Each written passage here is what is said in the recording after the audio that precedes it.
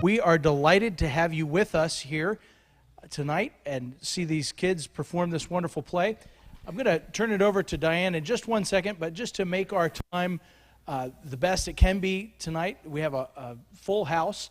And so if you wouldn't mind scooting into the middle aisle so that people coming late can just sneak in and we won't have to put out extra chairs, that would be terrific. And then also if you could silence all your phones and other devices so that the play will not be interrupted. Otherwise, I'm going to deliver it over to Diane, our wonderful director, and she has some words. I do, probably more than I should have. But. Hello. Hello to everybody. Thank you for coming tonight. Wendy and I have had, let me start again. It has been such an honor to work with these 15 amazing teenagers. They just bless us in every way, and it has been so much fun for us. We have only had 14 rehearsals to put on this 90-minute Shakespearean play. And so we would like for you to bear with the fact that some of the kids will have a script in their hands. Not all of them. All of them have worked very hard. There's a lot of lines in these 90 minutes. But rather than make them nervous, we've let them carry a script on with them. So just wanted to give you that heads up. This play is indeed the black velvet cloth on which the truth of the gospel can shine. The hope is at the end in Malcolm's final speech. But the cloth is laid, making way for the good news embedded in plays like As You Like It, The Tempest, and A Winter's Tale. And we're hoping on putting on some of these plays in the future. In Act 4, when the apparition speaks to Macbeth, Macbeth is shown the images of King James I, who was the king when Shakespeare wrote this play. James was indeed a descendant of the historic Banquo, and King James was at the premiere of Macbeth. He must have been surprised to see himself in the play and have his heart warmed to see his ancestor honored. Tonight's performance is free, but we have a basket in the back if anybody wanted to throw something in there to defer the cost of the costumes and props and things like that. But please, no pressure on that. So it's back by the sound booth. We wanted, on behalf of Sam, we wanted to just let you know that if you don't have a church home and you would like to find one, we meet here every Sunday morning at 9:30. So we'd love to have you if you don't have a church home. And at the very end of the show, some of the cast will be singing the doxology, and we'd like to invite you to sing along with us. So now, enjoy. Oh, one last thing. There are some scary things in this play, and I see some young friends in the audience. Just be forewarned, parents, to put your arms and snuggle your little ones. And there are going to be some slides up here in the middle of the play that might be frightening too. You can put your hands over their eyes. Otherwise, be brave, good children, good wins in the end, and enjoy the show.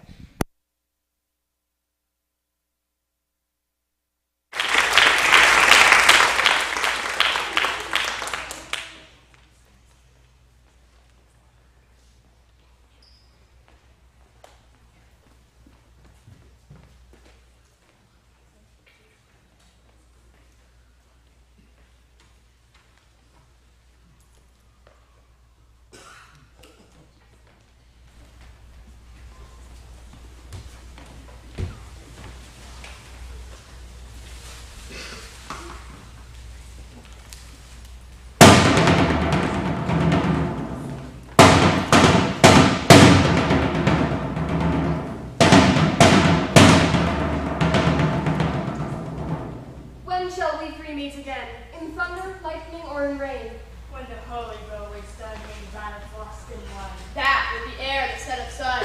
Where the place? Upon the heath. there to meet with Macbeth. Fair as foul and foul as fair, hover through fog and filthy air.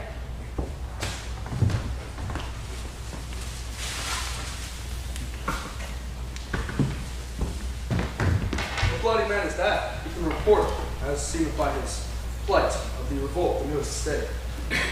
This is Lennox, who is a good and hardy soldier, fought against my captivity.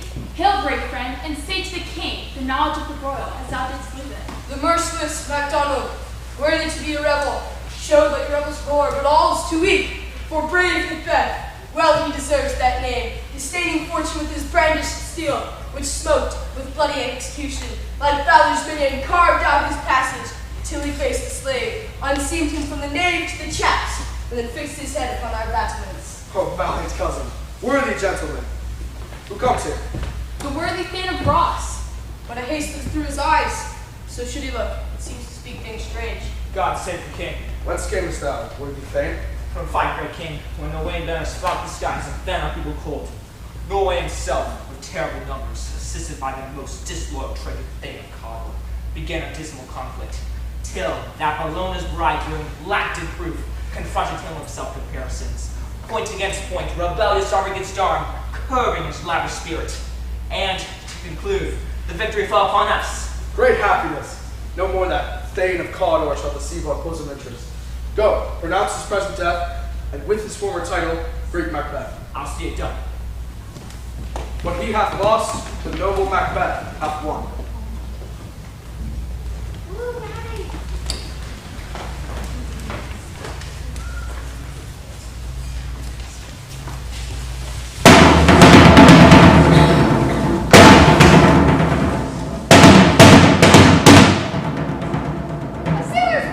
Chestnuts in her lap, and munched and munched and munched.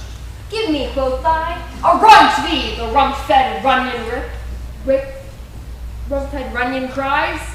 Her husband, Swilep-O-God, master of the tiger, but in a sieve I'll thither sail, and like a rat without a tail, I'll do. I'll give thee away. Thou art kind. Die another. I myself have all the other. In the very ports they blow, all the quarters that they know, and the shipman's card. I will drain him dry as hay, sleep shall neither night nor day hang upon his penthouse lid. He shall live a man forbid. Weary 7 nights 9 times 9 shall he dwindle, peak and pine. Though his bark cannot be lost, yet it shall be tempest tossed. Look what I have. Show me. Here I have a pirate's thumb, wrecked as homeward he did come. A drum, Macbeth, up. Weird Creatures hand in hand, coasters of the sea and land, thus to go about, thrice to dine and thrice to mine, and thrice again to make up 9. peace the charms wound up. So foul and fair a day I have not seen. How far is it called to forest? Oh, what are these so withered and wild in their attire, that seem not to be inhabitants of the earth, and yet are on it? Live you, or are you aught that man may question? You seem to understand me by at once laying your finger upon your lips. Speak, if you can. What are you? All hail Macbeth! Hail to thee, Thane of Long! All hail Macbeth! Hail to thee, Thane of Cawdor! All hail Macbeth! Thou shalt be king hereafter! Good sir, why do you start and seem to fear things that do sound so fair? In the name of truth, are ye fantastical, or that which outwardly ye show? My noble partner, you greet with present grace and great prediction of royal havoc and noble hope. To me you speak not. If you can look into the seeds of time and say which grain will grow and which will not, speak then to me, who neither beg nor fear your favor nor your hate. Hail! Hail! Lesser than Macbeth and greater. Not so happy, yet much happier. Thou shalt be a king, though thou be none. So hail Macbeth and Banquo! Banquo and Macbeth, all hail! Say, you are perfect speakers. Tell me more. By Sinel's death, I know I am Thane of Glamis, but how of Cawdor? The Thane of Cawdor lives, a prosperous gentleman, and to be king stands outside the prospect of belief. Say from whence you owe this strange intelligence, Or why upon this blasted heath you stop away with such prophetic greeting? Speak, I charge you. The earth hath bubbles as the water has, and these are of them. Whither are they vanished? Into the air. What had seemed corporeal melted as breath into the wind. Are things as we do here speak about? Or have we eaten of the insane root that takes the reason prison? Your children shall be kings. You shall be king. And they the Potter. Went it not so? It's the self-same tune and words. Who's here? The king hath happily received with death the news of thy success, and everyone did pour thy praises in his king's great defense. We are sent to bid thee from our royal master thanks, only to herald thee into his sight, not to pay thee. And for earnest of a greater honor, he bade me from him hold thee Thane of Cawdor, in which you should hail most worthy Thane, for it is thine. What? Can the devil speak true? The Thane of Cawdor lives. Why do you dress me in borrowed robes? Who was the Thane lives yet, but under heavy judgment bears that life which he deserves to lose. Whether he was combined with those of Norway, or did lie the rebel with hidden help and vantage, or that with both he labored in his country's wreck, I know not. The treason's capital, confessed and proved, have o'erthrown him. Bombs in Cawdor too. The greatest is behind. I thank you for your pains. Do you not hope that your children shall be kings, when they that gave Cawdor to me promised no less to them? That entrusted hope might yet enkindle you unto the crown. However, 'tis strange. Oftentimes, to win us to our heart, the instruments of darkness tell us truths, win us with honest trifles, to betray the deepest consequence. Cousins, a word I pray. Two truths are told as happy prologues to the swelling act of imperial fame. I thank you, gentlemen. This supernatural soliciting cannot be ill, cannot be good. If ill, why hath it given me earnest of success, commencing in the truth? I am Thane of Cawdor. If good, why do I yield to the suggestion whose horrid image doth unfix my hair and make my seated heart go knocking at my ribs against the use of nature? My thoughts are less than horrible imaginings, and yet my single-stated man is smothered in surmise, and nothing is but what is not. Look how our heart was wrapped. If chance shall have me king, then chance shall crown me without my stir. New honors come upon him, like our strange new garments. Worthy Macbeth, we stay upon your leisure. Give me your favor, my brain was wrought with things forgotten. Let us toward the king. Very gladly.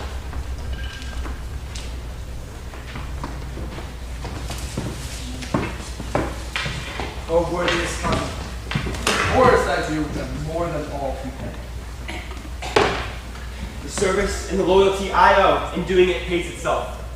Your Highness' part is to receive our duties, and our duties are to the throne, to your children and servants, which do as they should by doing everything safe toward your love and honor. Welcome hither. I have begun to plant thee, and will labor to make thee full of growth. Noble banquet, thou hast no less deserved. Let me hold thee and enfold thee unto my heart. Oh, there if I grow, the harvest is your own. Welcome hither. We will establish our estate upon our eldest, Malcolm, who we name hereafter the Prince of Cumberland. Come, good sir, let us hie to thy dwelling. I will willingly entertain you there. I shall speed on before and tell the good news to my lady wife. My worthy Cawdor. The Prince of Cumberland. That is a step on which I must fall down or else o'erleap. Stars, hide your fires. Let not light see my dark and deep desires. The eye winketh the hand, and yet let that be, which let the eye fears what is done to see. True worthy Banquo, he is so valiant. Let's after him.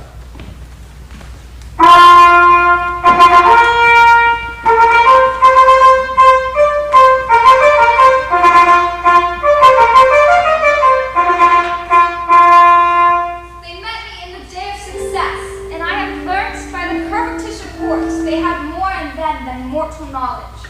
Whilst I burned in desire to question them further, they made themselves air, into which they vanished. Whilst I stood wrapped in the king, which all hailed me Thane of Cawdor, by which title before these weird creatures saluted me, and referred me to the coming on of time, with hail, king that shall be! All this I thought good to deliver thee, my dearest partner of greatness, that thou mightst not lose the dues of rejoicing by being ignorant of what greatness is promised thee. Lay to thy heart and farewell. Gone thou art, and Cawdor, and shalt be what thou art promised. Yet I do fear thy nature. It is too full of the milk of human kindness to catch the nearest way. Thou wouldst be great, art not without ambition, but without the illness that must attend it. What thou wouldst highly, that wouldst thou holily. Wouldst not play false, and yet wouldst wrongly win. Thou'dst have great globs, that which cries. Thus thou must do, if thou have it. And that which thou dost rather fear to do than wishes should be undone. Hide thee hither, that I may pour my spirits in thine ear, and chastise with the valor of my tongue all that impedes thee from the golden round, which fate and metaphysical aid doth seem to have thee crowned with awe. What is your tidings? The king comes here tonight. Thou art mad to say it. Is not thy master with him, who wert so have informed for preparation? So please you, it is true, our queen is coming. Give him tending, he brings great news. The raven himself is hoarse that croaks the fatal entrance of Duncan under my battlements. Come, you spirit set, end on mortal thoughts, and fill me from crown to toe, top full with direst cruelty. Make thick my blood, stop up the access and passage to remorse, that no contemptuous visitings of nature shake my fell purpose, nor keep peace between the effect and it. Come, thick night, and pale me in the dullest smoke of hell, that my keen night sees not the wounded mates, nor heaven paints the blanket of dark to cry, hold, hold! Great globs, worthy Cawdor, greater than both by the all hair hereafter. Thy letters have transported me beyond this ignorant present, and I feel now the future in the instant. My dearest love, Duncan comes here tonight. And when goes hence? Tomorrow, as he purposes. Oh, never shall sun that morrow see. Your face! My fate is a book where men may read strange matters. To beguile the time, look like the time. Bear welcome in your eye, your hand, your tongue. Look like the innocent flower. Let's be the serpent under it. He that's coming must be provided for, and you shall put this night's great business into my dispatch, which shall to all our nights and days to come give solely sovereign sway, and master them. We will speak of it farther. Only look up clear, to alter favor ever is to fear. Leave all the rest to me.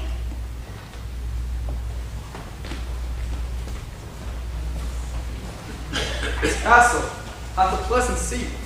The air, nimbly and sweetly, recommends itself unto our gentle senses. See, our honored hostess. The love that follows us sometimes is our trouble, which we still learn to thank as love. Herein I teach you how you shall bid God thank us for your trouble. All our service in every point twice done and then done double were poor and simple business to contend against those honors deep and broad wherewith your majesty loads our house. To those of old, in the late dignities heaped up to them, we rest your hermits. Where's the Thane of Cawdor? We coursed with him at the heels, and I had a purpose to be his purveyor. But he arrives well, his love, as sharp as his spur, hath holp him to his home before us. Fair noble hostess, we are your guests tonight. Give me thine hand, conduct me to my host. We love him highly, and shall continue our gracious fortune. By your leave, hostess.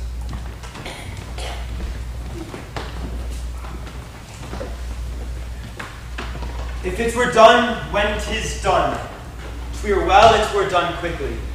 If the assassination could trail up the consequence, and catch with his surceased success, that this blow might be the be-all and end-all here, that here, upon this bank in shoal of time, we jump the life to come. But, in these cases, we have judgment here. They that teach us these bloody instructions, which, being taught, return to plague the inventor. This even-handed justice commends ingredients of a poisoned chalice to our own lips. He's here in double trust. First, as I am his kinsman and subject, both strong against the deed. Then, as his host, who against the murderer should shut the door and not bear the knife myself. Besides, this Duncan hath his faculties so meek, hath been so clear in his great office, that his virtues will plead like angels, trumpet tongue against the deep damnation of his taking off. And pity, like a naked newborn babe, stride above heaven's cherubim, horsed upon the sightless couriers of the air, shall blow the horrid deed in every eye, that tears shall drown the wind. I have no spur to prick the sides of my intent, but only vaulting ambition, which o'erleaps itself and falls on the other. He hath almost slept. Why have you left the chamber? Hath he asked for me? No, you not he has. We will proceed no farther in this business. Duncan has honored me in late, and I have got golden opinions from all sorts of people, which would be worn best in their newest gloss, not cast aside so soon. Was the whole drunk? Where have you dressed yourself? Hath it slept since, and wakes him now to look so green and pale at what it did so freely? From this time such I count thy love. Art thou a fear to be the same in thine own act, and valor as thou art in desire? Wouldst thou have that which thou esteemest the ornament of life, and live a coward in thine own esteem, letting I dare not, wait upon I would, like the poor cat in the adage. Prithee, peace. I dare do all that may become a man, who does more is none. What beast was it then that made you break this enterprise with me? When you durst do it, then you were a man. And to be more than what you were, you would be so much more the man. Your time, your place did then here. And yet, you would make both. They have made themselves, not their fitness now does I make you. If we should fail. We fail, but school your courage to the sticking place and will not fail. When Duncan is asleep, where to the rather shall his days hard journey soundly invite him. His true chamberlains will I with wine and wassail, so convinced that when in swinish sleep their drenched natures lie, as in a death. What cannot you and I perform upon the unguarded Duncan? Will it not be received when we have marked with blood those sleepy two, and use their very daggers that they have done it? Who dare perceive it other, as we shall make our grief and clamor roar upon his death? I'm settled and bent up, each corporeal agent to this terrible feat. Away, and mock the time of fairest show. False face must hide what false heart must know.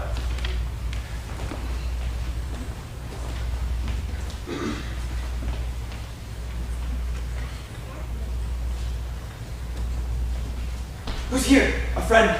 Oh, what, sir? Not yet at rest? The king's abed. He hath been in unusual pleasures, and has sent forth great largesse to your offices. This diamond he greets your wife withal, by the name of most kind hostess, and shut up in measureless content. Being unprepared, our will became a service to the effect, which us free I brought. All's well. I dreamt last night of the three weird creatures. To you they have shown some truth. I think not of them. Yes, when we entreat an hour to serve, we would spend it some words on the business, if thou shalt entreat the time. At your kindest leisure. If you shall keep to my consent, when 'tis, it shall make an honor for you. And so I lose none in seeking to augment it, but to keep my bosom franchise and allegiance clear, I shall be counsel. Good repose a while. Thanks, sir, the like to you.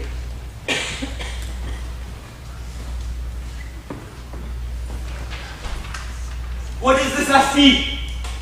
Come, let me clutch at thee.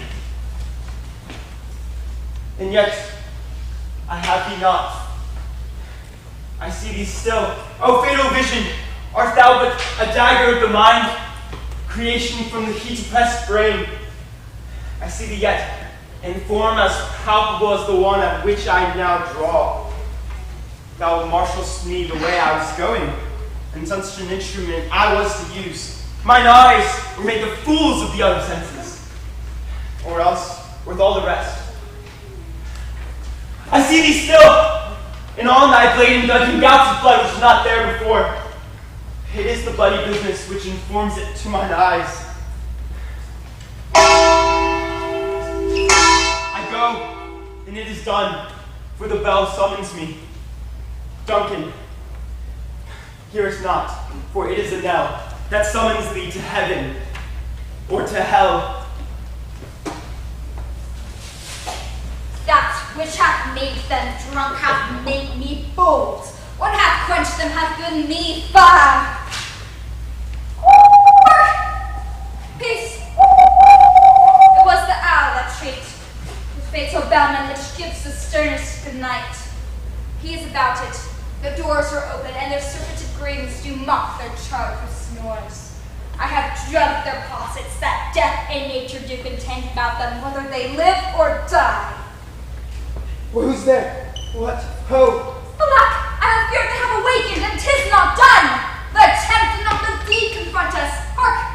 I laid their daggers ready, he could not miss them.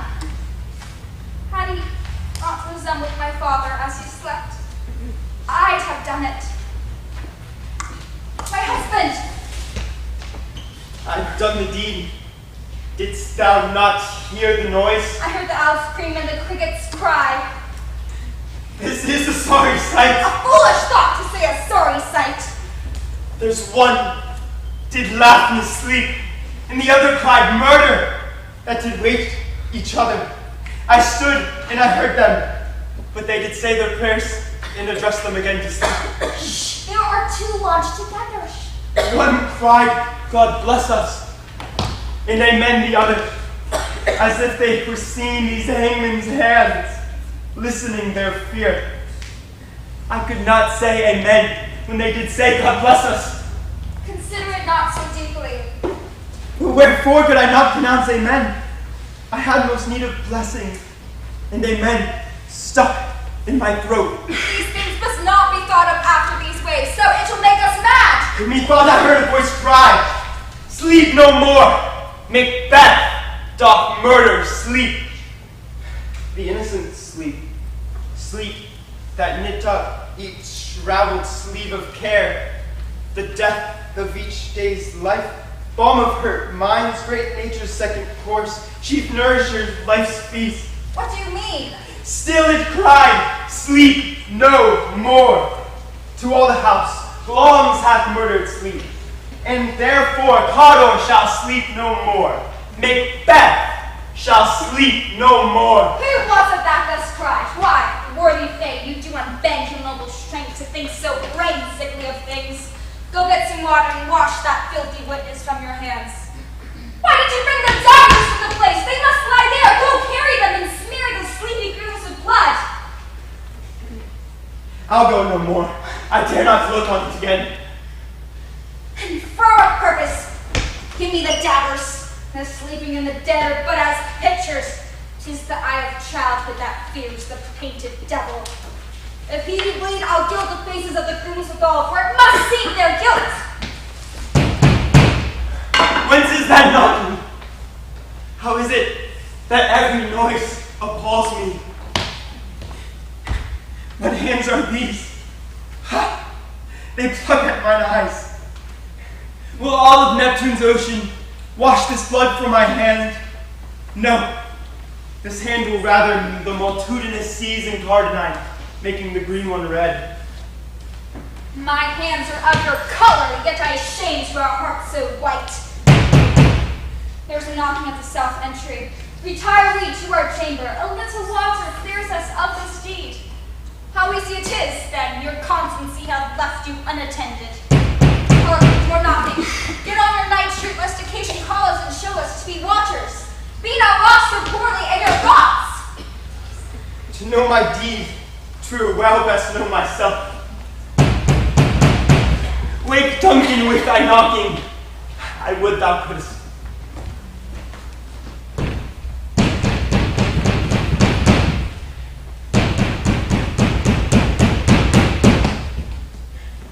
Good morrow, noble sir. Good morrow, both. Is the king stirring? Worthy Dane? Not yet. He did command me to call soundly on him. I've almost slipped the hour.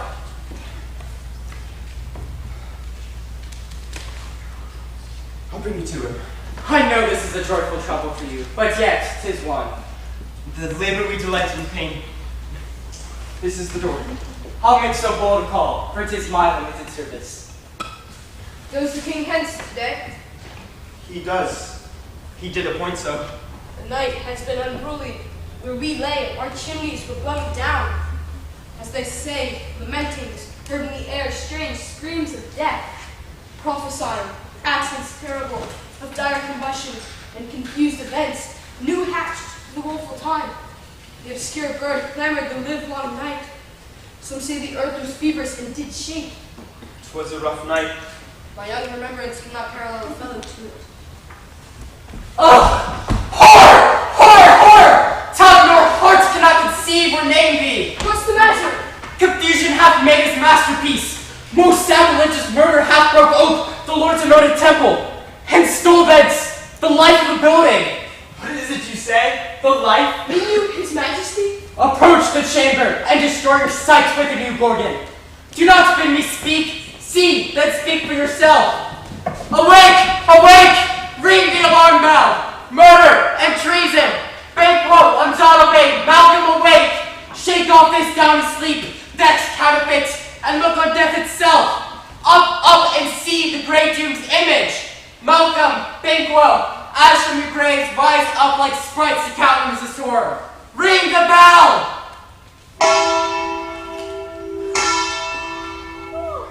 What's the business that such a hideous trumpet calls to parley the sleepers of the house? Speak, speak! Oh, gentle lady, 'tis not for you to hear what I can speak, for repetition in a woman's ear would murder as it fell. Oh, Banquo, Banquo, our royal master's murdered. What? In our house? Too cruel anywhere. Please, dear dove, I prithee, contradict thyself and say it's not so. Had I but died an hour before this chance, I would have lived the blessed time. For from this instant, there's nothing serious in mortality. All is but toys. Renown and grace is dead. The wine of life is drawn, and the mere lees is left from the vault for us to brag of. What is amiss? You are, and do not know it. The spring, the head, the fountain of your life is stopped. The very source of it is stopped. Your royal father's murdered. Oh, my home! Those of his chamber, as it seemed, had done it. Their hands and faces were all dashed with blood. So were their daggers, which we found unwiped upon their pillows. They stared and were distracted. No man's life was to be trusted with them. Oh, yet, I do repent of my fury, that I did kill them. Wherefore did you so? Who can be wise, temperate, amazed and furious, loyal and neutral in a moment? No man. The expedition of my violent love outran the cause of reason. Here lay Duncan, his silver skin laced with golden blood, and his gashed stabs looked like a breach of nature, for ruins waste the lentions. There, the murderers, steeped in the colors of their trade, their daggers unmannerly breached with gore. Who could refrain that had a heart to love, and in that heart, courage to make loves known? Help me, hands, ho! What's it, a lady? Why do I hold my tongue? It moves me claim this argument for mine. I must away. My tears are not yet proved. When we have our naked frailties hid, that suffer an exposure, let us meet and question this most bloody piece of work, to know it further. Fears and scruples shake us. In the great hand of God I stand, and thence against the undivulged pretense I fight of treasonous malice. So do I. So All put on manly readiness, and we will meet in the hall together. well contented.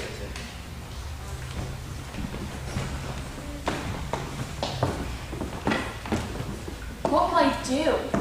I'll not consort with them. Out to England. There's daggers in men's smiles. The near in blood. The nearer bloody. This murderous shaft that shot hath not yet lighted, and my safest way is to avoid the aim. Therefore to horse, and let me not be dainty of the occasion. There's warrant that theft would steal itself when there's no mercy left. How goes the world, sir, now? Why see you not? To know who did this more than bloody deed. Those whom Macbeth hath slain. Alas the day, what good could they pretend? They were suborned. Malcolm, the king's son, is stolen away and fled, which puts upon him suspicion of the deed. Against nature still, thriftless ambition that will round up our own lives means. Then it seems most like this sovereignty will fall upon Macbeth. He's already named and gone to Scone to be invested. Where's Duncan's body? Carried to Colmkill, the sacred storehouse of his predecessors, and guardian of their bones. Will you to Scone? No, cousin, I'll suffice. Well, I will. Well, may we see things well done there. Adieu, lest our old robes sit easier than our new.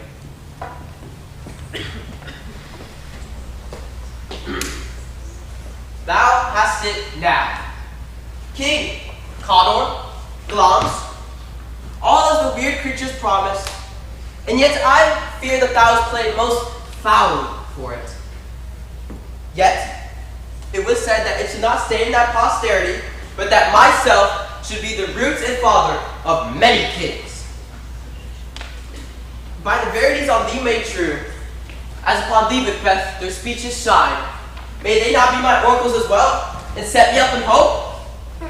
But, hush, no more.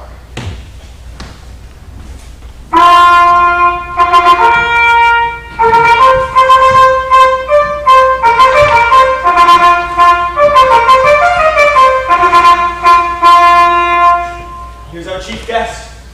If he had been missing, it would have been as a gap in our great feast, and all thing unbecoming. We shall hold a solemn supper, sir, and I request your presence. Let your highness command upon me, to the which my duties are with an indissoluble tie, forever knit. Ride you this afternoon? Aye, my lord. We hear our bloody cousin is bestowed in England, not confessing his cruel parricide, filling his ears with strange invention. Hie you to your horse. Adieu. Let every man be master of his time till 7 at night. He makes society the sweeter welcome. I thank you. Well, God be with you.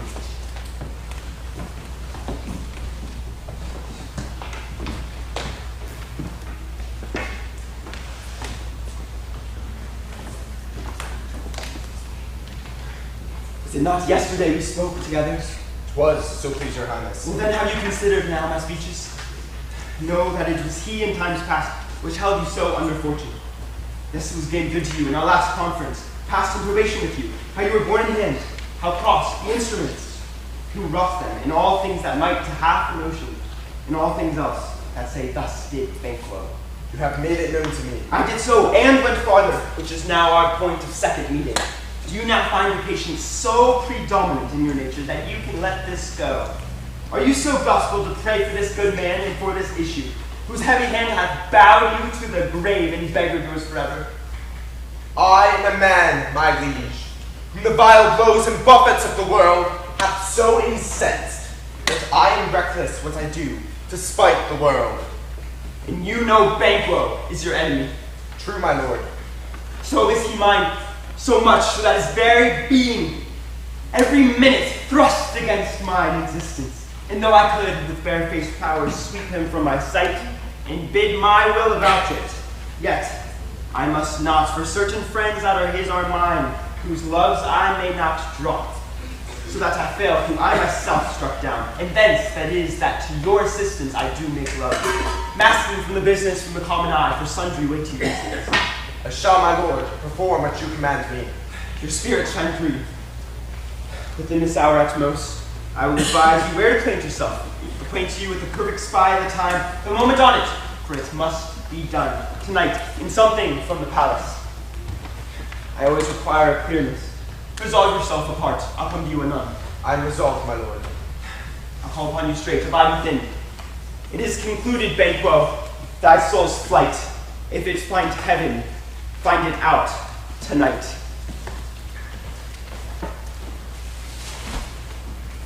Is Banquo gone from court? Aye, madam, but returns again tonight. Say to the king I would attend his leisure for a few words. Madam, I will. Not had all spent, when our desires got, without content. 'Tis safer to be that which we destroy than by destruction dwell in doubtful joy. How now, my lord, why do you keep alone of sorriest fancies your companions making, using those thoughts that should indeed have died with them they think on? Things without all remedy should be without regard. What's done is done. We have scorched the snake, not killed it. She'll close and be herself with our poor malice, remains in danger for her former tooth. But in the frame of things disjoint, both the worlds suffer. Here we will eat our meal in fear, sleep in the affliction of these terrible dreams that shake us nightly. Duncan is in his grave. After life's fitful fever, he sleeps well. Treason has done his worst. Steel, poison, malice domestic, foreign levy. Nothing can touch him now. Come on, gentle my lord, sleep all your rugged looks, speak right and jovial among your guests tonight. I will, and I pray you do the same. Let your remembrance apply to Banquo. Present him eminence both with eye and tongue. Unsafe the while that we must lave our honors in these flattering streams that make our faces visitors to our hearts, disguising what they are. You must leave this. Oh, my mind is full of scorpions, dear wife. Thou know that Banquo lives. What's to be done? Be innocent of the knowledge, dearest Chuck, till thou applaud the deed. Come, sealing night, scarf up the tender eye of pitiful day, and with thy bloody, invisible hand, cancel and tear to pieces with the bond that keeps me pale. Thou marvelst at my words, but hold thee still. Things had begun, make strong themselves ill. So go, pity go with me.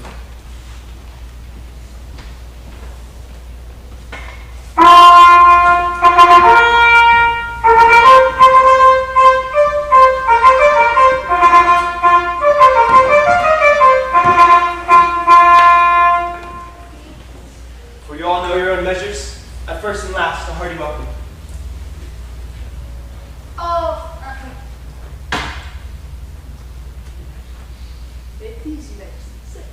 Ourself will mingle with society and play the humble host. Our hostess keeps her state, but in best time we will fire her welcome. Pronounce it for me, sir, to all our guests, for my heart speaks that they are welcome. See, they encounter with their hearts things. Both sides are even. Here I'll sit in the midst, be large of earth, and on with drink the measure in the table round. There's blood upon thy face, 'tis Banquo's then. Better it be than within than without. Is he discharged? My lord, his throat is cut. That I did for him. But Banquo's safe. Aye, my lord. Safe in the ditch he bides, with 20 trenched gashes upon his head, the least a death to nature. Thanks be for that. Now get thee gone. I'll meet with thee tomorrow. My royal lord, you do not give the cheer. The feast is so that 'tis not often vouched, while 'tis a making, 'tis given with welcome. To feed were best at home, from thence the sauce to meat were ceremony, meeting were bare without it. Sweet remembrance, sir. Now, appetite and health to us both.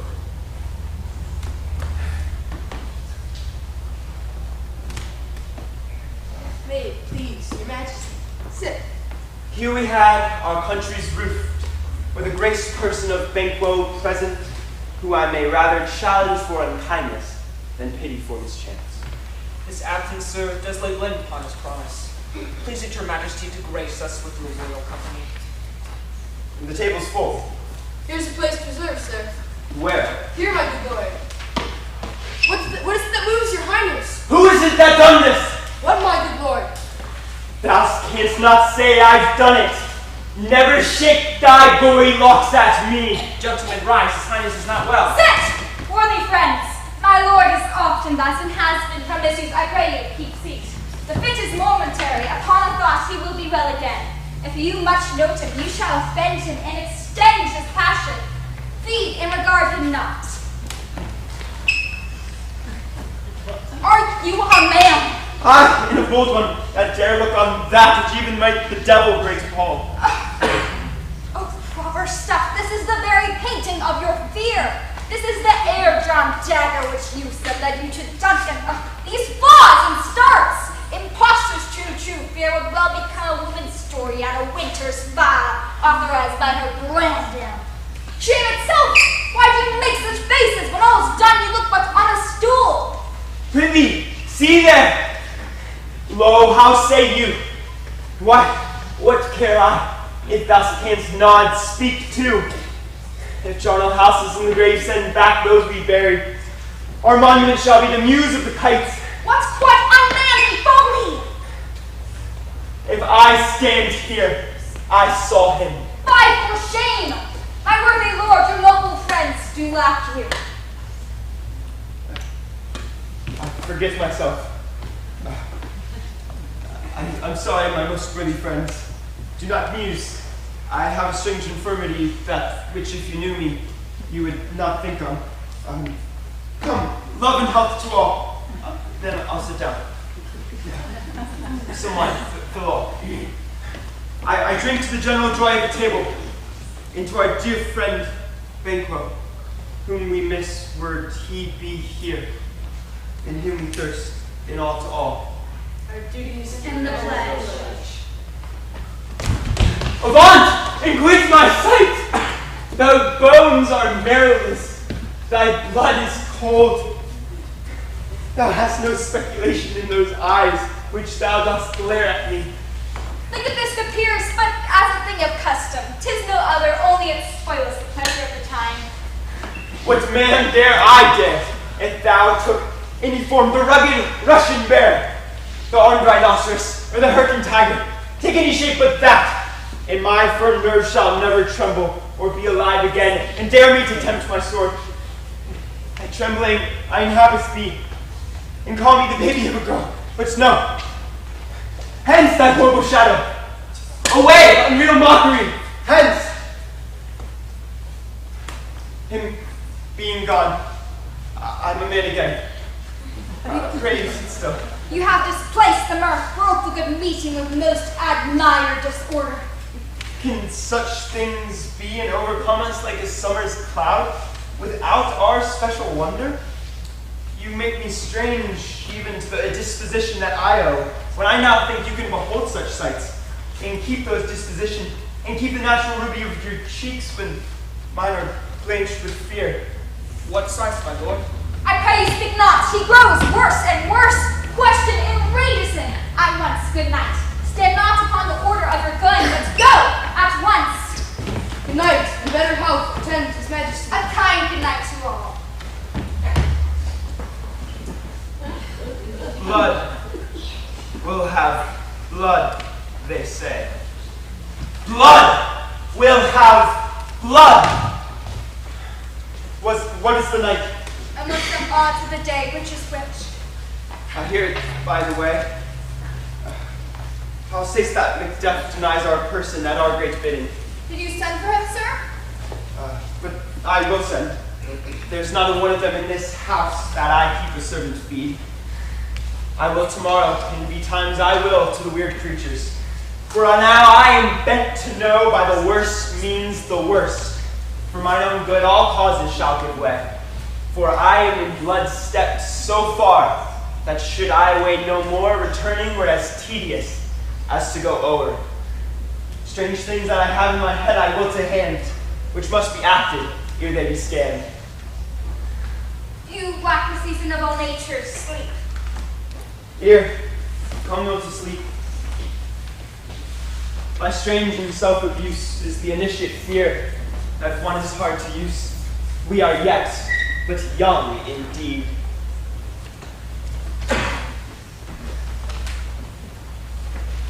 My former speeches have but hit your thoughts, which can interpret farther. When the eyes say things have been strangely born. The gracious Duncan was pitied at Macbeth. Mary, he was dead. The right valiant Banquo walked too late. Men must not walk too late.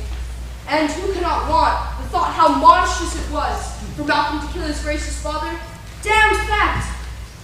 How it did grieve Macbeth. impious rage the two delinquents tear, that were the slaves of drink and thralls of sleep, was that not nobly done?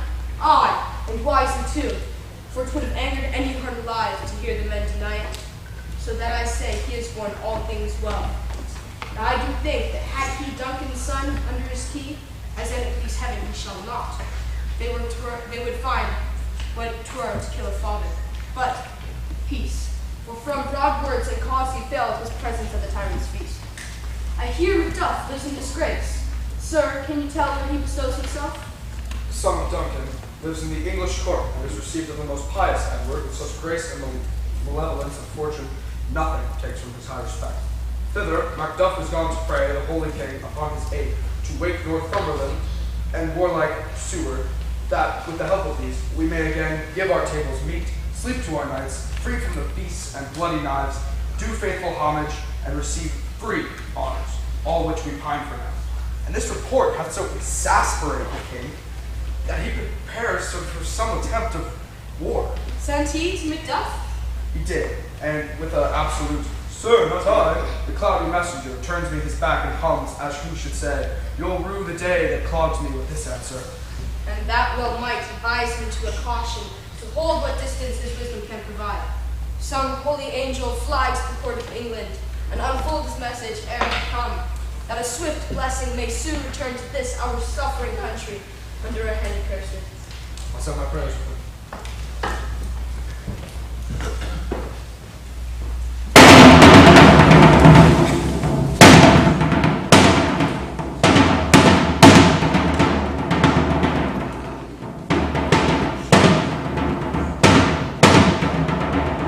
Thrice the brinded cat hath mewed, thrice and once the hedge did whine. Hark your cry, 'tis time, 'tis time! Round about the cauldron go, in the poison entrails throw. Toad that under cold stone days and nights has 31 sweltered venom sleeping got, while thou first in the charmed pot.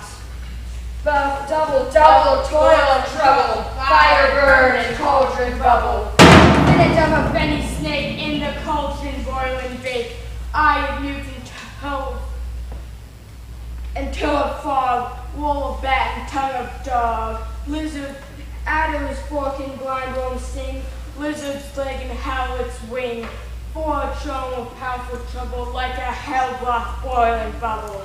Double, toil and trouble, fire burn and cauldron. Scaled dragon, tooth of wolf, witch's mummy, maw and gulf of the ravine salt sea shark, root of hemlock, digged in the dark, slivered in the moon's eclipse, nose of Turk and Tartar's lips, add thereto a tiger's chaudron, born the ingredients of our cauldron. Double, toil and trouble, fire burn and cauldron. By the cool it with babbling's blood, then the charm is firm and good. By the pricking of my thumb, something wicked this way comes. Open locks whoever knocks. How come you now? Secrets blacken my night, hags. What is it you do? A deed without a name. I conjure you by what you profess, however you come to know it, even till destruction sicken me. Answer me to what I ask you. Speak, demand. Will answer. Say if thou hadst rather hear it from our mouths or from our masters. Come, let me see them. Corin sows blood that hath eaten her 9 Pharaoh, Grease that's sweating from the murderers give it throw into the flame. Come high or low, thyself and office deftly show. Tell me thy unknown power. He knows thy thoughts. Hear his speech, but say thou not. Macbeth, Macbeth, Macbeth. Beware, Macduff, beware the thane of Fife. Dismiss me, enough. I thank thee for thy caution. Thou hast harped my fear right, but one word more. He will not be commanded. Here's another more potent than the first. Macbeth, Macbeth, Macbeth. Had I 3 ears, I'd hear thee. Be bloody, bold, and resolute. Laugh to scorn the power of man, for none of woman born shall harm Macbeth. Then live, Macduff. Or need I fear it be? But yet, I'll make double assurance of the fate, and take a bond. Thou shalt not live, that I might tell of ill-hearted fear it lies and sleep in spite of thunder. What is this that rises like the issue of a king, and the round of sovereignty on top of its baby brow?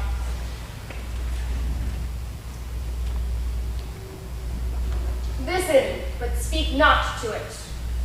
Be lion-mettled, proud, and take no care. Who shapes, who frets, or where conspirers are. Macbeth never shall vanquished be, until great Birnam wood to high Dunsinane hill shall come against him. That will never be, for who can unpress the tree, unfix his earthbound root? Sweet bodings good, rebellious dead, rise never till the wood of Birnam rise. And our high place Macbeth shall live the lease of nature, pay his breath to time immortal custom. Yet my heart throbs to know one thing more. Tell me, if thou art king, shall Banquo's issue ever reign in our kingdom? Seek to know no more. Answer me this, and if thou do not, eternal curse fall upon me. Tell me.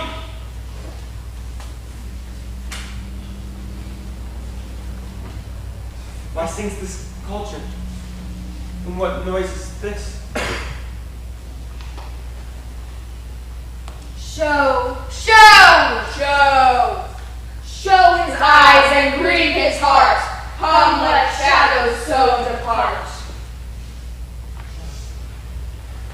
Thou art too much like the spirit of Banquo. Down! Thy crown to sear mine eyeballs. In thy hair, thou other gold-browned brow is like the first filthy hag's.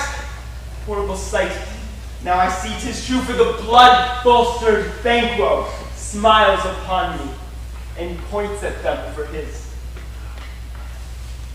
What is this so? Aye, sir, this is all so. But why stands Macbeth thus amazedly? Come, creatures, cheer we up his sprites, and show the best of our delights. I'll charm the air to give a sound, while you perform your antic round. That this great king may kindly say, our duties give his welcome pay. Where are they? Gone? Let this pernicious hour stand accursed in the calendar. Come in without there. What's your grace's will? Saw you the weird creatures. No, my lord. Can they not spy you? No, indeed, my lord. Infected be the air upon which they ride, and damned be all those that trust them. I did hear the galloping of a horse. Who came by it? 'Twas 2 or 3, my lord, that bring you word. Macduff is fled to England. Macduff fled to England. Yes, my good lord. Time, thou anticipest my dread exploits. The flighty purpose is o'ertook unless the deed go with it. From this moment, the very firstlings of my heart shall be the firstlings of my hand. And even though, to crown my thoughts with acts, be it thought and done, the castle of Macduff I'll surprise, seize upon Fife, in the edge of my sword, his wife, his babes, and all unfortunate souls that trace him in his line. No boasting like a fool. This deed I'll do before this purpose cool, but no more insights. Where are these gentlemen? Come, bring me where they are.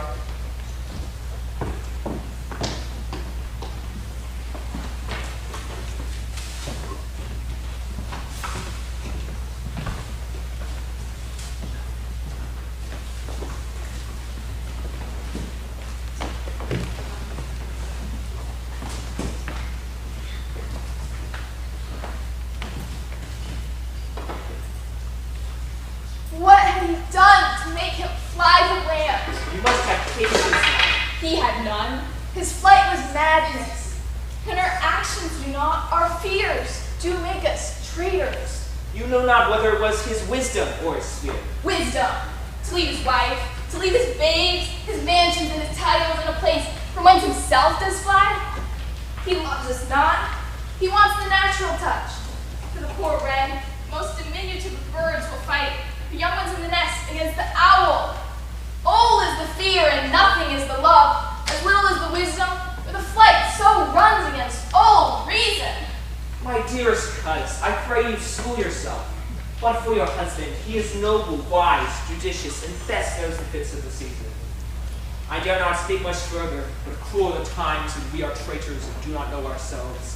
When we hold rumor from what we fear, yet know not what we fear, but float upon a wild and violent sea, each way and none. I take my leave of you. Shall not be long, but I'll be here again. Things, at the worst, will else cease or else rise upward to what they once were before. My pretty cousin, blessing upon him. Fathered he is, and yet he's fatherless. I would be so much a fool were I to stay longer. It would be my disgrace and your discomfort. I take my leave at once. Sirrah, your father's dead. What will you do now? How will you live? As birds do, mother. What? With worms and flies? With what I get, I mean, so do they. Poor bird. Does never fear the net nor line, the pitfall, nor the gin. Why should I, mother? Poor birds they are not sent for. My father's not dead for what you're saying. Yes, he is dead. How wilt thou do for a father? Nay, how will you do for a husband? Why, I can buy 20 at any market. Then you'll buy me seldom again. Thou speakest with all thy wit, and yet in faith, with wit enough for thee. Is my father a traitor, mother? Aye, that he was. What is a traitor? Why, one that swears and lies. And the traitors that do so? Everyone that does so is a traitor and must be hanged. And who must hang them? Why? The honest men. From the liars and swears are fools. For the liars and swears enough to beat the honest men and hang up them. Now God help thee, poor monkey. But how wilt thou do for a father?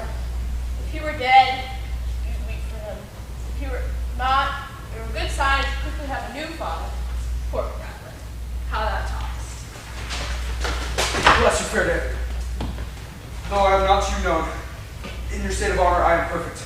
I doubt some danger does approach you nearby. If you take a holy man's advice, be not found here, hence with your little ones.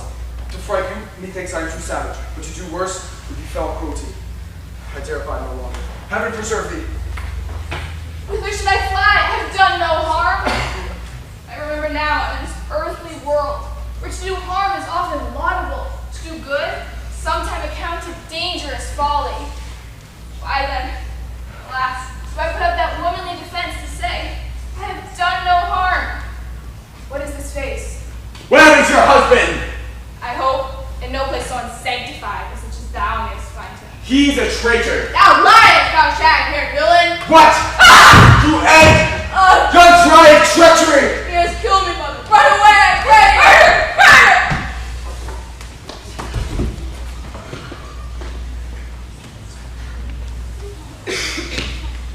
Let us seek out some desolate shade, and there weep our sad bosoms empty. Let us rather hold fast the mortal sword, and like good men, bestride our downfall and birthday. Each new morn, new widows howl, new orphans cry, new sorrows strike heaven on the face. This tyrant, whose sole name blisters our tongues, was once thought honest. You have loved him well. I am not treacherous. But Macbeth is. I have lost my hopes. Bleed, bleed, poor country. Great tyranny, lay down thy basest shore. For goodness, dare not check me. Wear thy wrongs. The title is a fear. Fare thee well, Lord. I will not be the villain that thou think'st. For the whole space that's in the tyrant's grasp, rich east to boots. Be not offended. I speak not as an absolute fear of you. I think our country sinks beneath the yoke. It weeps, it bleeds, and each new day a gash is added to her wounds. I think withal there'd be hands uplifted in my right, and here from gracious England have I offer of goodly thousands. See who comes here. My countryman, but yet I know him not. My ever gentle cousin, welcome hither. I know him now. Good God, the times remove the means that make us strangers. Sir, amen. Stay in Scotland where it did. Alas, poor country, almost afraid to know itself. It cannot be called our mother, but our grave, where no one but who knows nothing has once seen to smile, where sighs and groans and shrieks that rent the air are made, not marked, where modern sorrow seems a violent ecstasy. Dead men's knells they're scarce asked for who, and good men's lives expire before the flowers in their caps die ere they sicken. Oh, relation, yet too nice and yet too true. What's the newest breed? That of an hour's age doth hiss the speaker. Every minute teems a new one. How does my wife? Why, well. And all my children? Why, well too. The tyrant has not spattered at their peace? No, they were all at peace, and I did believe them. Be not stingy of your speech. How goes it? When I came hither to transport the tidings of which I am heavily born, there ran a rumor of many worthy fellows that were out, which was to my belief witness the rabble, for that I saw the tyrant's power afoot. Now is the time of help. Your eye in Scotland would create soldiers, make our very women fight to doff their dire distresses. Be it their comfort, we are coming thither. Gracious England hath lent us good Seward and 10,000 men, an older and a better soldier that none Christendom gives out. Would I could answer that comfort with the like, but I have words that would be howled out in the desert air where hearing should not lash them. What concern they? The general cause, or is it a fee grief due to some single breast? No, mine that's honest, but in it shares some woe, though the main part pertains to you alone. If it be mine, keep it not from me. Quickly, let me have it. Your castle is surprised, your wife and babe savagely slaughtered, till the late the manor were on the quarry of these murdered deer to add the death of you. Merciful heaven! My children too? Why, children's servants, all that could be found. And I must be from thence. My wife, killed too. I have said. Be comforted. Let us make medicines of our great revenge to cure this deadly grief. Oh, my pretty wife! Did you say all? Oh, how kind all! What all my shakes in their dam and what thou swoop? Dispute it like a man. I shall do so, but I also must feel it as a man. Heaven rest them now. Be this the whetstone of your sword. Let grief convert to anger. Blunt not the heart and rage it. Oh, I could play the woman with mine eyes, and the braggart with my tongue. But gentle heavens, cut short all intermission. Front to front, bring down this fiend of Scotland and myself. Within my sword's length to set him. If he escape, heaven forgive him too. This tune goes manly. Come go into the king. Our power is ready. Our lack is nothing but our lead. Macbeth is ripe for shaking, and the powers above. Put on their instruments, receive what cheer you may. The night is long, but never finds the day.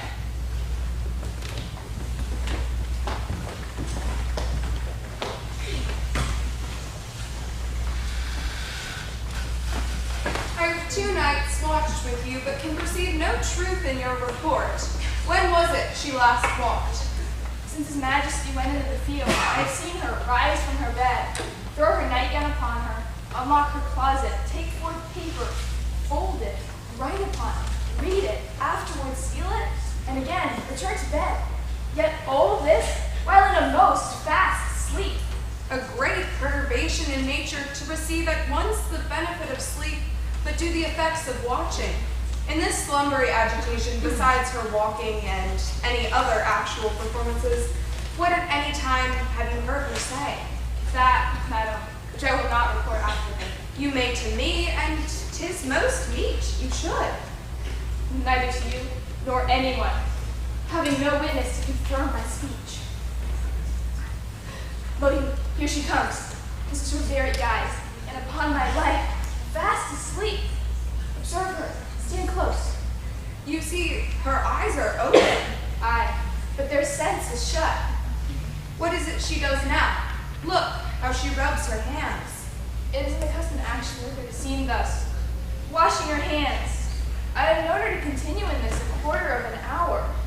Yet, here's the spot. Hark, she speaks. I will set down what comes from her to satisfy my remembrance the more strongly. Out, damn spot! Out, I say! 1, 2. Why then, 'tis time to do it. Let us be fine, my lord, fine! A soldier in the field. What need we fear, he knows it, when none can call our power to account. Yet, who would have thought the old man to have had so much love in him own? Do you mark that? Made a fight, had a wife. Where is she now? What? Will these hands never be clean? No more of that, my lord. No more of that. More of all of the starting. Go to. You have known what you should not. She has spoke what she should not, I am sure of that. Heaven knows what she has known. Here's the smell of what still. All the perfumes of Arabia will not sweeten this little hand. Oh. What a sigh is there. The heart is sorely charged. I would not have such a heart in my bosom. The dignity of the whole body. Well. Pray God it be, madam. This disease is beyond my practice. Yet I have known those who have walked in their sleep, who have died holily in their beds. Wash your hands. Put on your nightgown. Look not so pale. I tell you yet again, Ben was buried. He cannot come out of his grave. Even so. To bed. To bed. There's knocking at the gate. Come. Give me your hand. What's done cannot be undone. To bed. Will she go now? To bed? Directly. Foul whisperings are abroad. Unnatural deeds do breed unnatural troubles. Infected minds to their death pillows will discharge their secrets. More needs she the divine than the physician. God forgive us all. Look after her. Remove from her the means of all annoyance, and still keep eyes upon her. So good night. My mind she is mated, and amazed my sight. I think, but dare not speak. Good night, good doctor.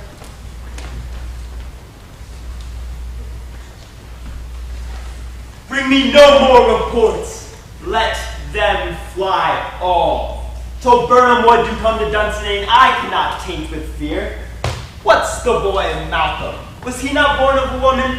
The spirits that know all mortal consequences have pronounced me thus. Fear not, Macbeth.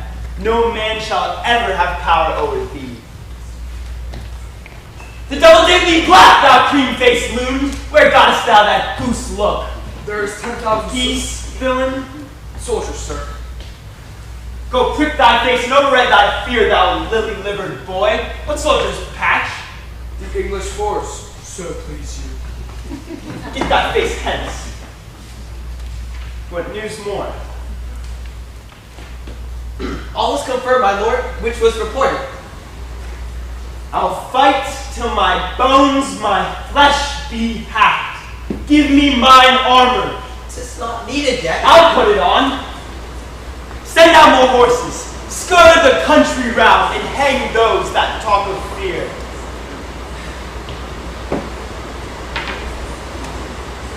How goes my patient, doctor? Not so sick, my lord, as she is troubled with thick-coming fancies that keep her from her rest. Oh, cure her of that.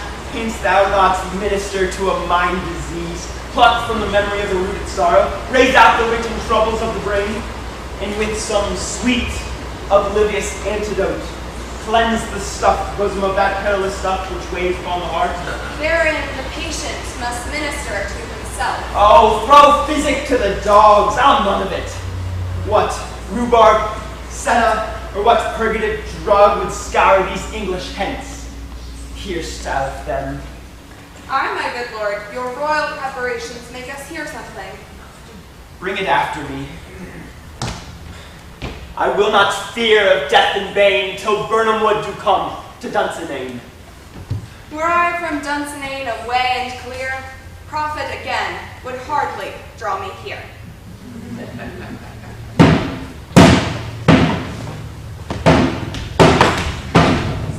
Cousin, I hope the danger near at hand, that Chambers will be safe. What wood is this before us? The wood of Burnham. Let every soldier hew him down and bow, and bear it before Thereby shall we shadow the numbers of our host, make discovery ere more quarter of us. We learn no other. With the confident tyrant, keep still in Dunsinane, and will endure our setting down before it. 'Tis his main hope, for where there is advantage to be given, both more and less have given him the revolt, and none serve with him, but constrained things whose hearts are absent too. Let our just censors attend the true event, as we put on industrious soldiership. The time approaches that will, with due decision, make us know what we shall say we have and what we owe. Thoughts, speculative, their unsure hopes relate, but certain issue strokes must arbitrate, towards which advance to war!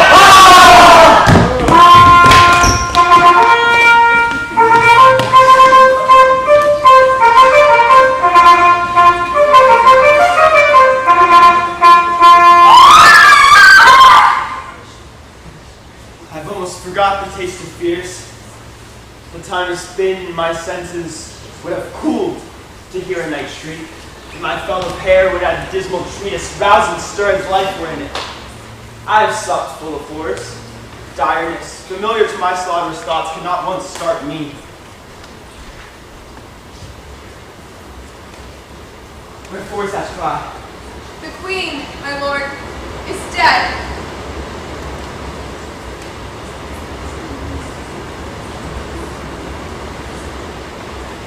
She would have died hereafter. There would have been a time for such a word. Tomorrow, and tomorrow, and tomorrow, creeps this petty pace from day to day, to the last syllable of recorded time.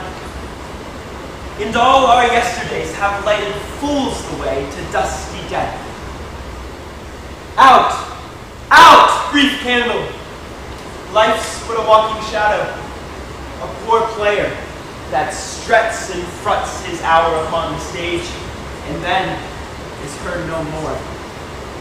It is a tale told by an idiot, full of sound and fury, signifying nothing. Thou comest use thy voice, thy story quickly. Gracious my lord, I should say what I saw, but I don't know how to do it. Well, so say. As I stood my watch upon the hill, I looked toward Birmingham, and anon methought the wood began to move. Liar and slave! Let me endure your wrath if it be not so. Within the 3 miles you may see it coming. The wood began to move. If thou speakest false, upon the next tree shalt thou hang alive till famine cling thee. If thou speech be sooth, I care not if thou dost for me as much. I begin to pool and doubt the equivocation of the fiend that lies in truth. Fear not till Burnham Wood does come to Dunsinane. And now a wood comes to Dunsinane. On! On! And out! If this which ye avouches does appear, there is no flying hence nor tarrying here. I deem to be aweary of the sun, and wish the estate of the world was now undone. Ring the alarm bell, blow wind, come, rack! At least we'll die with harness on our back. Now near enough, your leafy screens throw down, and show like those far. You, worthy uncle, shall with my cousin, your right noble son, lead our first battle. Worthy Macduff and Lee shall take upon what else remains to do, according to our order. Fare thee well. If we but find our tyrant's power here tonight, let us be beaten if we cannot fight. Make all our trumpets speak, give them all breath, those clamorous harbingers of blood and death.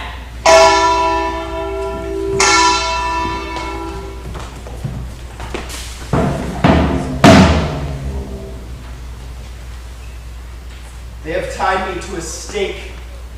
I cannot fly, but bear-like, I must fight the course. What's he that was not born of a woman?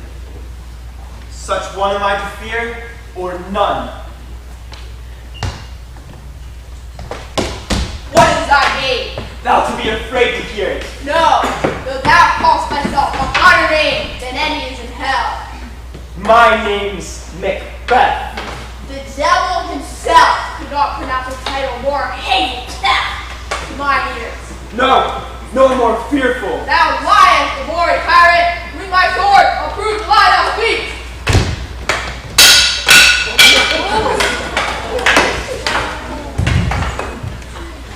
Thou was born of a woman. Swords I smile at, weapons I laugh to scorn, brandished by a man that's of a woman born.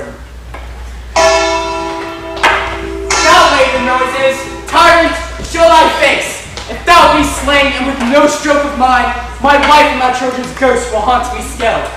I will not strike a wretched current, whose arms are hired to bear their staves. Either thou, Macbeth, or else my sword with an unbattered edge I sheath again undeeded. Dare thou shuddest being by this great clatter, one of greatest notes seems rooted. Let me find him, fortune, and more, I beg not.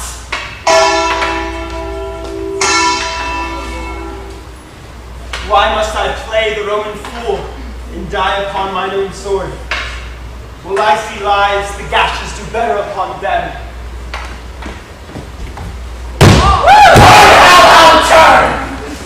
Of all men else I have avoided thee, but give me back. My blood is too charged with blood of thine already.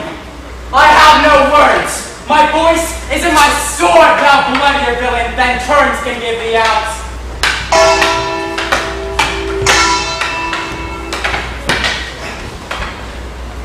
Thou losest labor, as easy makest thou entrench the air as making me bleed. Let thy blade fall on venerable crests, for I bear a charmed life that must not yield to one of women born. Despair thy charm, and let the angel whom thou still hast served tell thee Macbeth was from his mother's womb untimely ripped. Accursed be the tongue that tells me so, for it hath cowed my better part of man. And be these juggling fiends no longer believe that double us, that tell us with double sense, and they make a promise to our ear and break it to our hope. I'll not spite thee. Then you be coward, and live to be the show and gaze of the time. We'll have you, as your rare monsters are, painted upon a pole, and under it, here you may see the tyrants. I will not yield and kiss the ground beneath young Malcolm's feet. Though Burnham Wood does come to Dunsinane, and though opposed being of one no woman born, I will try my last. And before my body I throw my warlike shield.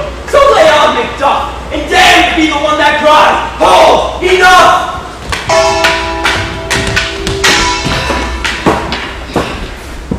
I've looked at the and seen this forsake the ride.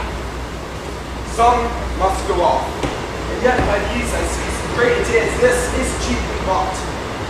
Macduff is missing, and your noble son. Your son, my lord, has paid a soldier's debt. He only lived until he was a man, in which no sooner had his prowess confirmed, the unshrinking station learned to part. But like a man, he died. Then he is dead. I brought to the field. Which your cause for sorrow is not the leisure popular or guidance work, for then it hath no end. But he is hurt before. I on the field. Why then God's soldier be he, that as many sons as I've heirs, I would not wish them to a fairer death. And so, his knell is null. He's worth more sorrow, and now I'll spend for him. He's worth no more. They say he parted well and paid his score. And so, God be with him. Here comes newer comfort. Hail! King of Scotland! Behold where stands the usurper's cursed head! The time is free! I see thee compassed with thy kingdom's pearl, that speak my salutations in their minds, whose voices I desire allow with mine. Hail, King of Scotland! Hail, King of Scotland!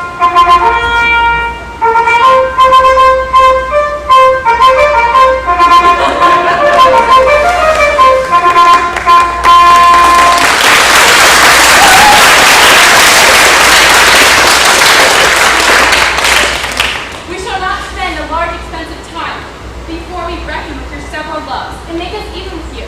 My thanes and kinsmen, henceforth be earls, the first that ever Scotland in such an honor name. What's more to do, which will be planted newly with the time, as calling home our exiled friends abroad, that flood the snares of watchful tyranny producing forth the cruel ministers of this dead butcher and his fiend-like queen, who, as 'tis thought by self and violent hands, took off her life. This, and what needful else that calls upon us, by the grace of grace, we are performed in measure, time, and place. So thanks to all at once, and to each one whom we invite to see us crowned at Scone.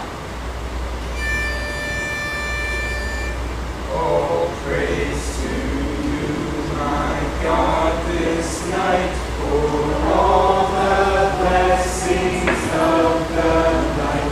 Keep me, oh, keep me, King of kings, keep thy almighty wings. Praise God from whom all blessings flow. Praise him, all creatures here below. Praise him above the heavenly hosts. Praise Father, Son, and Holy Ghost.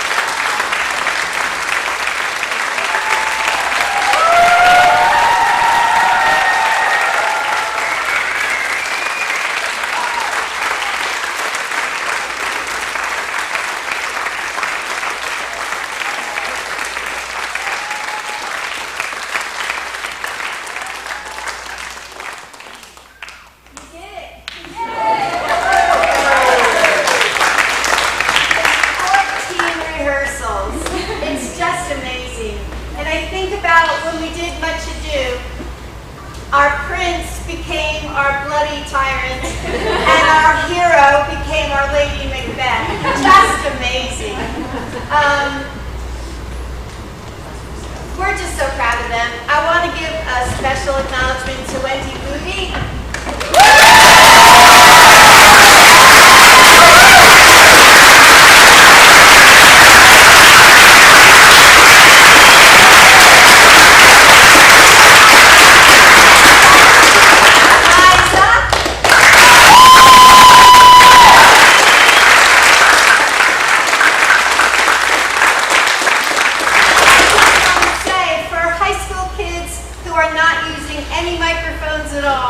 It's just an amazing thing that they're able to do this and bring back the old-fashioned skill of projecting. And I had no idea that we'd be having to contend with rain tonight. I hope you all could hear Shakespeare's beautiful words. You guys can sit down. Does anyone have any questions for anybody in the cast? Can we clap for you? Oh, yeah.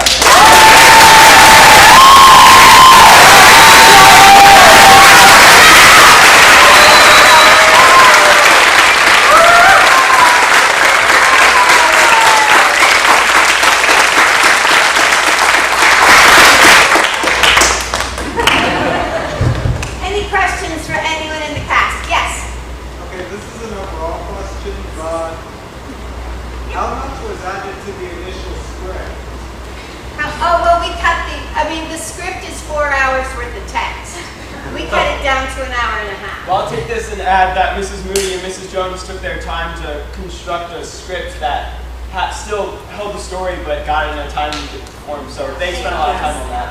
We did, and we even took some characters out and some whole scenes out. But you know, we could do this in 90 minutes. Any other questions? Yes. I was just wondering if any of you felt like your appreciation of Shakespeare changed throughout the play as you were learning the lines and, figuring out the characters that he's using? Go ahead, Sophie. Absolutely. I mean, a lot of Shakespeare can seem really boring because the language is so different. Yes, do we have the mic somewhere? Yes. That might help. I can just A lot of the language is very different from what we use nowadays, so it can be hard to understand and seem very boring. Hello. Oh, wow. But like as we go through it, as we become the characters, as we act it out, you start to understand what Shakespeare really meant, or what you think Shakespeare really meant with his words. So it's really interesting, and you just gain a whole new appreciation for how well he builds his characters and builds his world. Yeah. Anyone else? Yes. Was the sword meant to break, or was that just? It was great that it did happen. Alas. By the way, speaking of the swords, we need to give a hand to Dan Castelline.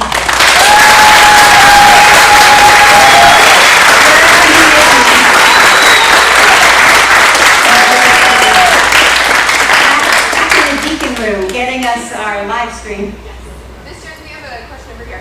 Oh, yes. Hold on. I really liked the time when the son was killed. It looked really real. Oh, yeah. No, it did. I hope it didn't look too real. Yes, sir. Did I miss it, or was there no line that said lead on Macbeth? No, he said it. Oh, okay, I missed it. Yeah, I think we were contending with his reign. Yes. I was wondering if anyone has like a line that was your favorite line you got to memorize and you think you'll always remember that line for all the years. I'll just, you know what, let you guys just pass it down. Well, it's in the Tomorrow speech, which I think she greatly appreciates, and that helped me get a great appreciation for it. On Light It All Fools, the way to dusty death. I just love the dusty death. I was gonna say when Banquo and Macbeth first hear that he is crowned Thane of Cawdor, and I just like when Banquo just suddenly says, "What? Can the devil speak true?" I just really like the melody, even though that wasn't part of the original script. The song? Yes. Yeah, we wanted to just put a benediction on the flag. I guess I like my joke in Act 5 where I'm like, if I was gone from Dunsinane, I would not come back. Yes. Anybody can answer this if you have a... Ava, anything? I will, but I'm Okay, fine. I liked Shake Off This Downy Sleep, Death's Counterfeits. I think it's really cool, like saying like sleeping is like death, but it's not, so I just thought that one was interesting. My favorite was probably Duncan at the beginning talking about Macbeth. Go pronounce his present death, and with his former title greet Macbeth. Amazing. Oh yeah, we loved all the couplets. I think one of my favorite lines is the witches, they say, show his eyes and grieve his heart, come like shadows, so depart. That just bragged really well. I really found the point where I was telling the story, the witches were telling the story about the sailor's wife, and one of the witches says, I'll give you my wings too. And I just said, I have all the other ones. It's fine, I don't need the other one. I don't need the other one. I just find it funny. I like the scene, I like in Act 4, the second witches says that I love it. I love it. No. The finish of a fenny snake. That scene, I really like that one. Yeah. It's just like creepy and all this stuff, and it's really fun. Yeah. We actually cut this line from one of my speeches because it was too much, but I liked it. It's angels are bright, they're the brightest spell, and I liked it because it was like Macbeth was really good in the beginning, and he turned really dark. No. That's a really hard question, Mom. I really liked my last line when I say, what's done cannot be undone. It's different. I have a very similar line when I say what's done is done to Macbeth, but it's a twist because even though I'm having it's that whole sleepwalking scene is memories, I twist that one memory because I'm showing more regret. I just really like that line. I also like the creepy scene where I call all the evil spirits upon me. Yeah, I like that one too. It was really fun to act. I know.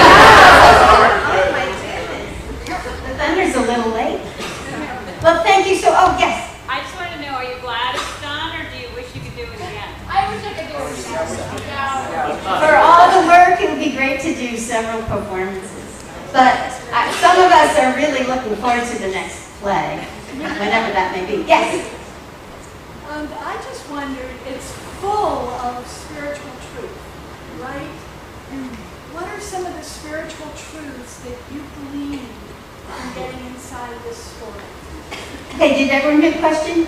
Yeah. Okay. Yeah. The entire story of Macbeth really is showing that all your choices have consequences, and that's the biggest lesson that you could learn from this play. Anyone else? I think it's just such, as you said, good about how our actions affect us and others. I also really appreciate that even though it's a tragedy, like most of Shakespeare's tragedies, it has a gleam of hope. Scotland is restored. The rightful king is placed upon its throne. It is well in the end, though Scotland is still hurt and broken from what Macbeth did.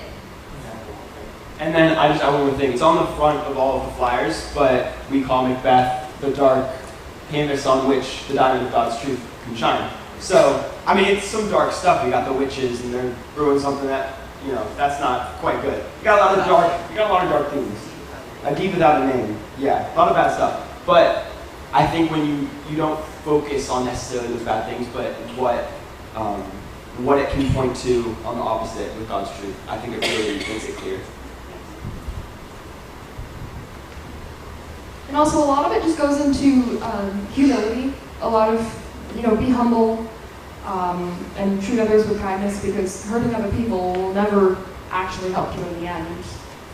It'll only make things worse. Enjoy the program notes, because we spent time on this. Yes, Sam. May I just... Come on up. There's one piece of scripture that this whole play could be based on, and I'm just going to read it and let you go. But, it says, "Blessed is the man who remains steadfast under trial." Macbeth didn't quite do that. "For when he has stood the test, he will receive the crown of life," which we first saw the King of Scotland at the end was restored, which God has promised to those who love him. But then here's the rest of the play. "Let no one say when he is tempted, I'm being tempted by God," or the fates. Those three Weird around creatures. the creatures. "For God cannot be tempted with evil, and he himself tempts no one. But each person," Macbeth, "is tempted when he or she, Lady Macbeth, is lured and enticed by his own desire. Then desire, when it is conceived, gives birth to sin. And sin, when it is fully grown, brings forth death." Lots and lots of it. Thank you, Sam. That was great. That was perfect.